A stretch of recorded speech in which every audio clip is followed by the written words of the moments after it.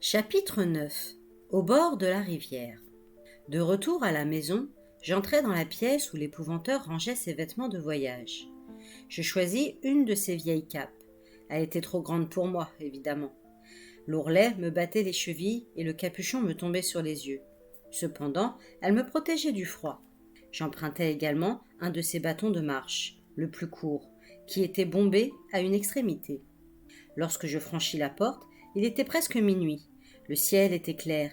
Une grosse lune ronde montait au-dessus des arbres, même si le vent frais qui soufflait de l'ouest apportait une odeur de pluie.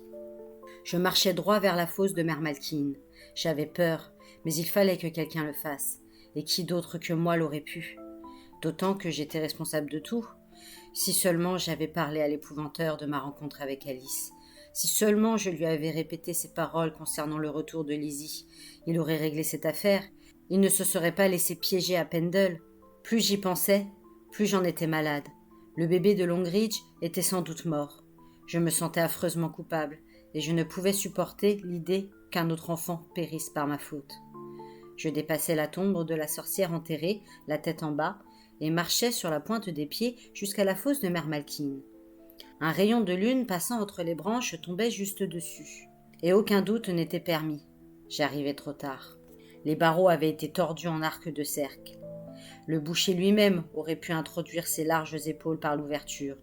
Je scrutais les profondeurs du puits. J'avais encore le mince espoir que, l'effort ayant épuisé la sorcière, elle était retombée au fond, sans force pour se hisser au dehors. Je rêvais. La fosse était vide. À cet instant, un nuage cacha la lune, et le bois s'assombrit. Heureusement, les fougères aplaties m'avaient montré la direction prise par la fugitive. Je voyais encore assez pour m'engager sur ses traces. J'avançais lentement, avec 1000 précautions. Elle avait fort bien pu se cacher et me guetter au tournant. Elle ne devait pas être loin. Minuit avait sonné depuis 5 minutes à peine. Quoique ses gâteaux aient contenu, ils n'avaient pas suffi à lui rendre toute sa vigueur, et elle n'en avait mangé que 2, ce qui était en ma faveur. Elle avait cependant fait preuve d'une énergie phénoménale pour tordre ainsi ses épaisses barres de fer. À l'évidence, la magie noire jouait un rôle là-dedans. Le genre de magie qui déploie sa pleine puissance pendant les heures nocturnes, particulièrement autour de minuit. Une fois hors du bois, il me fut facile de suivre ses empreintes dans l'herbe. Elle descendait la colline, mais dans la direction opposée à la maison de Lizzie. Cela me troubla d'abord. Puis je me souvins que la rivière, un peu plus bas, formait une large boucle. Une pernicieuse ne pouvait traverser l'eau courante. L'épouvanteur m'avait appris cela. Elle devrait donc contourner ce méandre avant d'obliquer vers la ferme. Arrivé en vue de la rivière, je m'arrêtai à mi-pente et observai les environs. La lune sortit de derrière le nuage.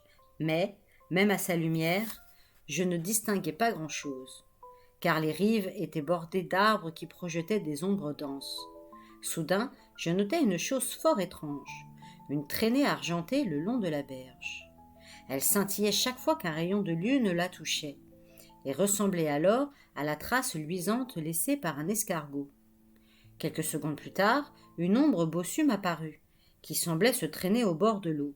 Je dévalai la pente aussi vite que je le pus, dans l'intention de lui couper la route avant qu'elle atteigne le coude de la rivière. J'y réussis, et me tins là pour l'attendre. Le plus dur restait à faire, affronter la sorcière. Je tremblais, je haletais, aussi essoufflé que si j'avais couru durant 1 heure dans les collines. Un mélange de peur et d'énervement m'amollissait les genoux, et je me serais écroulé sans le bâton de l'épouvanteur. À cet endroit, la rivière n'était pas très large, mais elle était profonde, gonflée par les pluies du printemps au point de déborder. Le courant était violent. À ma droite, les flots bondissaient furieusement. Je scrutais la masse obscure des arbres d'où allait surgir la sorcière. Il me fallut quelques instants pour la repérer. Mère Malkine marchait vers moi, ombre mouvante, plus noire que l'ombre des aulnes, de cette noirceur capable de vous absorber si vous avez le malheur de tomber dedans. Le rugissement de la rivière couvrait le glissement de ses pieds nus dans l'herbe de la berge. Pourtant, je l'entendis avant de la voir, à cause des mêmes bruits de mâchoire et de déglutition qu'elle avait produits en avalant son gâteau, et j'eus de nouveau en mémoire l'image de nos cochons dévorant leur pâté. Puis je perçus un son différent, une sorte d'aspiration. Quand elle surgit d'entre les arbres, sous la lumière de la lune, je la découvris pour la première fois. Elle avançait tête baissée, le visage dissimulé sous un enchevêtrement de cheveux gris, comme si elle regardait ses pieds, à peine visibles sous la robe brune qui lui tombait jusqu'aux chevilles. Elle portait par-dessus un manteau noir trop long, à croire que les années passées au fond de son trou l'avaient rapetissé. C'était ce tissu traînant derrière elle qui laissait dans l'herbe une trace argentée. Sa robe était maculée et déchirée, ce qui n'était guère surprenant. Mais j'y remarquais des taches fraîches, sombres, encore humides. Quelque chose goûtait dans l'herbe, tombant de ce qu'elle tenait serré dans sa main gauche. C'était un rat. Elle mangeait un rat, tout cru. Elle ne semblait pas s'être aperçue de ma présence. Elle était tout près, maintenant. Si rien ne l'arrêtait, elle ne tarderait pas à me heurter. Soudain, je toussai. Ce n'était qu'un réflexe nerveux. Je n'avais pas eu l'intention de l'avertir. Elle leva la tête, offrant à la clarté lunaire une face de cauchemar, un visage qui ne pouvait être celui d'un être vivant. Or, vivante, elle l'était. Impossible d'en douter, vu le bruit qu'elle faisait en dévorant son rat. Mais il y avait quelque chose d'autre, qui me causa une telle terreur que je manquais de m'évanouir. Ses yeux. Ses yeux étaient deux charbons ardents, rougeoyant au fond de leurs orbites. Alors, elle me parla, d'une voix tout en craquement et en chuintement, évoquant des feuilles sèches malmenées par le vent d'automne. « Voilà un garçon, fit-elle. J'aime les garçons. Approche, mon garçon. » Je ne bougeais pas. Évidemment, j'étais figée sur place, la tête vide. Elle avança encore un peu, et ses yeux s'agrandirent. Tout son corps sembla enfler. Elle devenait un amas de ténèbres qui, dans un instant, enténébrerait mes propres yeux pour toujours. Sans réfléchir, je brandis le bâton de l'épouvanteur. Plus exactement, ma main le brandit, pas moi. « Que tiens-tu là, mon garçon » coassa-t-elle. « Une baguette magique ?» Avec un ricanement mauvais, elle laissa le rat mort et tendit ses deux bras vers moi. C'était moi qu'elle voulait. Elle voulait mon sang. Je sentis mon corps frémir d'effroi, comme un arbuste dans les premières rafales d'un noir hiver qui n'aurait pas de fin. J'allais mourir là, sur la berge de la rivière. Il n'y avait personne pour me porter secours, et j'étais bien incapable de me secourir moi-même. Soudain, il se produisit une chose étrange. Le bâton de l'épouvanteur n'était pas une baguette magique, mais il existe bien des sortes de magie. Mes deux mains se refermèrent dessus. Mes bras se mirent à dessiner dans l'air, plus vite que ma pensée, je ne sais quel geste de conjuration. Puis, ils élevèrent le bâton et l'abattirent avec force, frappant la sorcière à la tempe. Elle poussa un espèce de grognement et bascula dans la rivière, dans un grand bruit d'éclaboussure. L'affreuse créature disparut sous l'eau. Je pensais que c'en était fini d'elle.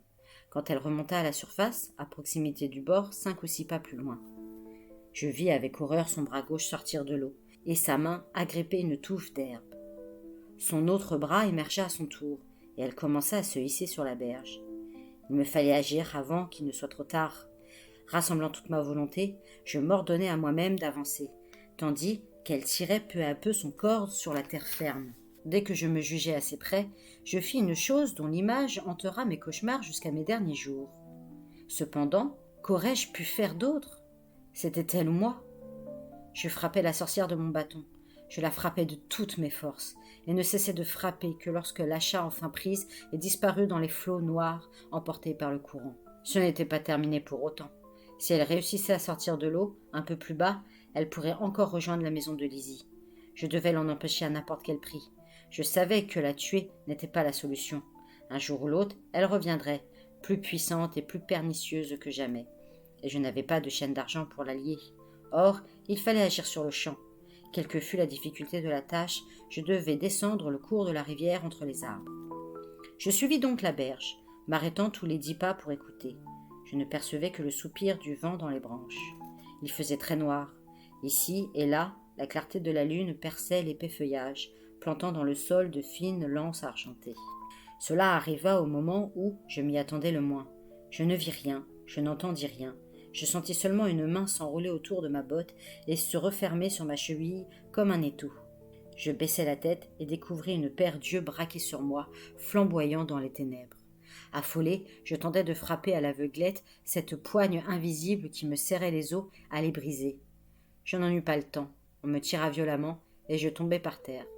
Le choc me coupa la respiration. Pour comble de malheur, le bâton m'échappa des mains, me laissant sans défense. Je restai étendu quelques secondes, tâchant de reprendre mon souffle. Puis on me tira de nouveau, et je compris au clapotement régulier que Mère Malkin s'accrochait à moi pour se hisser hors de la rivière, battant l'eau de ses jambes. De deux choses l'une, ou elle réussissait à se sortir de là, ou je serais emporté avec elle dans le courant. Dans un effort désespéré, je roulais sur le côté, secouant ma cheville pour me libérer. La sorcière tint bon. Je roulais de l'autre côté, la joue pressée contre le sol humide. Le bâton était là, son bout épais éclairé par un rayon de lune, juste au bord de la rive, hors de ma portée. Il s'en fallait de 2 ou 3 pas. Enfonçant les doigts dans la terre, je me tortillais comme un ver. Mère Malkin ne me lâchait pas, mais son corps était toujours à moitié dans l'eau. À force de rouler d'un côté et de l'autre, je l'entraînais derrière moi le long de la berge.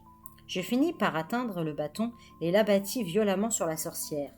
Son autre main se tendit aussitôt et en saisit l'extrémité. Je me dis que tout était raté et que c'était terminé. Alors, à ma grande surprise, Mère Malkin hurla. Son corps s'arc-bouta, ses yeux se révulsèrent, puis elle poussa un profond soupir et s'immobilisa. Nous restâmes étendus ainsi sur la rive pendant un temps que je n'aurais su mesurer. Seule ma poitrine se soulevait et s'abaissait tandis que j'aspirais l'air à grand bruit. Mère Malkin ne bougeait pas.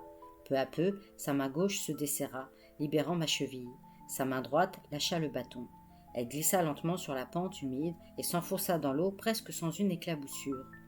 Je ne compris pas ce qui s'était passé. En tout cas, elle était morte. De ça, j'en étais sûr. Je la regardais flotter dans le courant. Un tourbillon l'emporta au milieu de la rivière.